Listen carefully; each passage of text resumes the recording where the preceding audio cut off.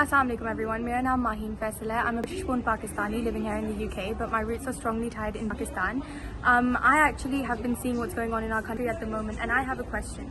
Is this not against the freedom of speech of Pakistan? This comes and tags us in many ways of our basic human needs.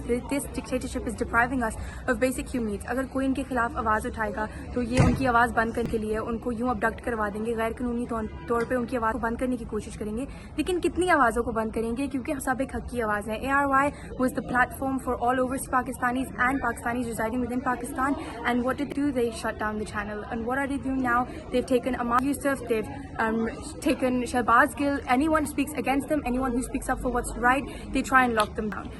We as overseas Pakistanis matter a lot. We send remittances, there's a Pakistani diaspora, there's so many things that you need to consider before trying to take our identities away from us. And मरते दम तक हम अपनी आज़ादी के लिए, human rights के लिए, पाकिस्तान के लॉ एंड ऑर्डर के लिए और ओवरसीज़ की पहचान के लिए लड़ते रहेंगे. Thank you.